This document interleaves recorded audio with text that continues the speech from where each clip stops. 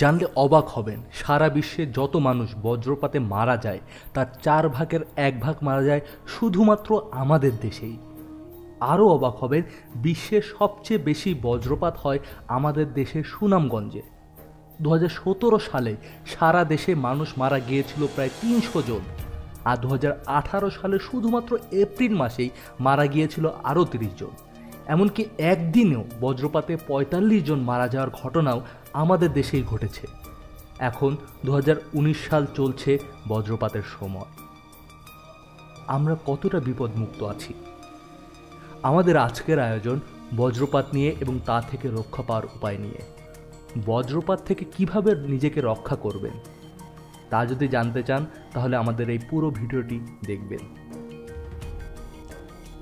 গত কয়েক বছর ধরে বজ্রপাতের হার যেমন বেড়েছে, তেমনি বজ্রঘাতে মৃত্যুর সংখ্যাও বেড়েছে। প্রতি বছর মার্চ থেকে মে মাস পর্যন্ত বজ্রপাতের ঘটনা ঘটে। বিশেষজ্ঞরা বলেছেন বায়ু দূষণের কারণে বজ্রপাত বাড়ছে, আর যাপিত জীবনে ধাতব বস্তুর ব্যবহার বেড়ে যাওয়া এবং বজ্রপাত নির্ভর গাছের অভাবে পরিসংখ্যান থেকে দেখা গেছে মার্চ থেকে মে মাস পর্যন্ত বজ্রাঘাতে একদিনে কমপক্ষে 10 জন নিহত হয়েছেন। গবেষণা বলছে বাংলাদেশে গড়ে 80 থেকে 120 দিন বজ্রপাত হয়। প্রতি বছর মার্চ থেকে মে পর্যন্ত বাংলাদেশে প্রতি বর্গ কিলোমিটার এলাকায় 40টি বজ্রপাত হয়।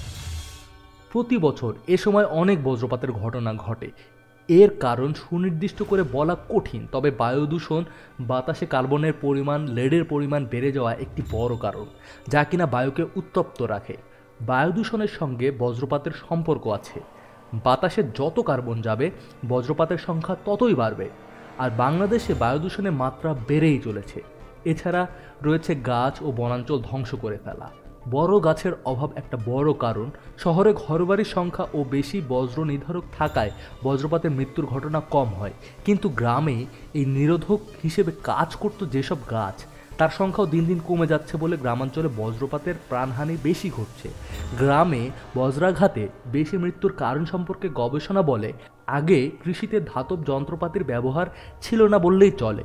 কৃষকের কাছে বড়জোর কাস্তে থাকতো, কিন্তু এখন ট্রাক্টর সহ নানা কৃষি যন্ত্রাংশ বা মুঠোফোনের মতো ধাতব যন্ত্রপাতির ব্যবহার বেড়ে গেছে।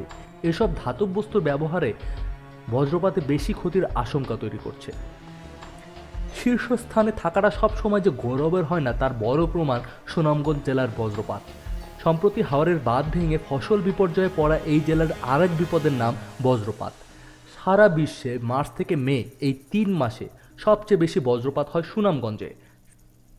স্যাটেলাইট থেকে নেওয়া 10 বছরের তথ্য বিশ্লেষণ করে এই গবেষণা করা হয়েছে। ওই গবেষণায় এশিয়ার বজ্রপাত প্রবণ এলাকার মধ্যে বাংলাদেশের নোয়াখালীর অবস্থান 5ম।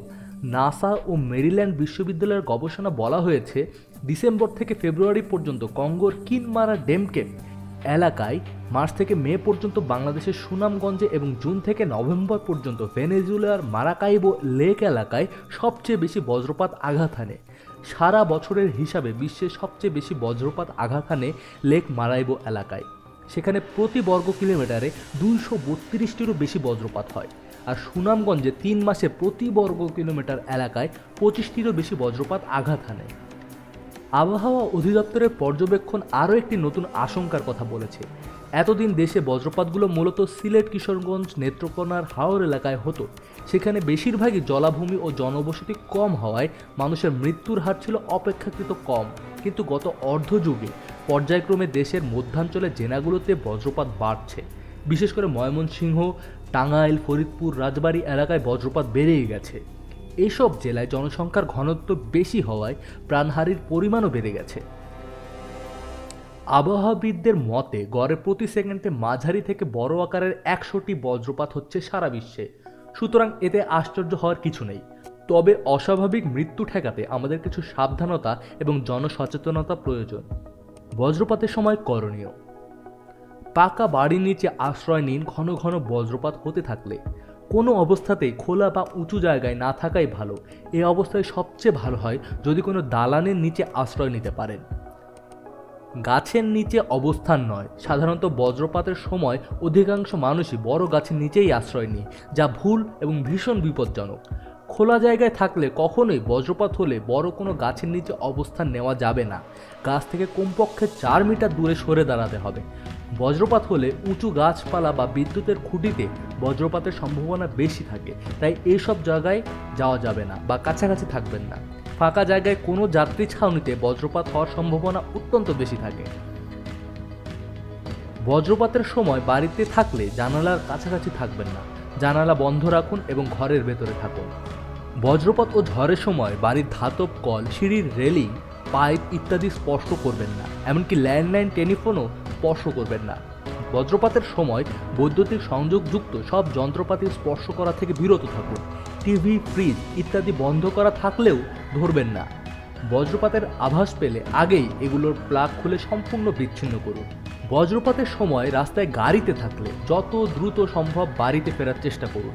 যদি প্রচণ্ড বজ্রপাত ও বৃষ্টির সম্মুখীন হন তবে কোনো গাড়ি বারান্দা বা পাকা ছাউনির নিচে নিয়ে যান। এ সময় গাড়ির কাঁচে হাত দেওয়া বিপজ্জনক হতে পারে।